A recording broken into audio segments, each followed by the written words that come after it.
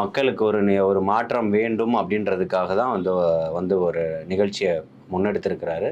உரிய அனுமதி வாங்கியிருக்கிறாங்க. அனுமதி வாங்கி அங்க போய் சந்திச்சுட்டு வந்தது பிறகு, பொதுச் செயலாளர் அவர்களுடைய அறிவுறுத்தின்படி தமிழகம் முழுக்க இருக்கக்கூடிய இடங்கள்ல துண்டு பிரசுரங்கள் விநியோகிக்கப்பட்டது. அது வந்து மிகப்பெரிய ஏதோ ஒரு பிரச்சனை மாதிரியும், அது ஒரு ரயில் மறியல் போராட்டம் போலவும், இல்ல ஒரு சாலை மறியல போலவும் மக்கள் கூடிட்டாங்க அப்படின்ற மாரி சொல்லி, அத வந்து ஒரு அ அரசாங்கம் ஒரு பதட்டமான ஒரு சூழல்கள வந்து ஏற்படுத்தணும் அப்படின்னு சொல்லிட்டு, அ பெ இருக்கக்கூடிய மகளிர் அணியை சார்ந்த சகோதரிகள் அ துண்டு பிர இருக்கக்கூடிய துண்டு பிரசுரங்கள விநியோகிக்கிறாங்க. இருக்கக்கூடிய கல்லூரி வாசல்ல, மால்கள் வாசல்ல, பொதுமக்கள் கூடக்கூடிய இடங்கள்ல பெண்கள்கிட்ட அந்த பிரசுரங்கள குடுக்குறாங்க.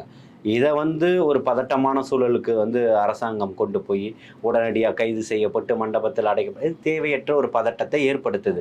ஆளுங்கட்சியில இன்னைக்கு இருக்கக்கூடியவர்களுக்கு எத்தனையோ வேலைகள் இருக்கு. இவர்கள் எந்த அராஜகத்திலும் ஈடுபடல. ஒரு மிகப்பெரிய ஆர்ப்பாட்டத்தையும் பண்ணல, எதுவும் பண்ணல. இருக்கக்கூடிய பிட் நோட்டீஸ குடுக்குறாங்க. இதுல என்ன இருக்க போது? ஆளுங்கட்சிக்கு எதிரா ஏதாவது அதுல இருக்கா? ஒண்ணுமே கிடையாது.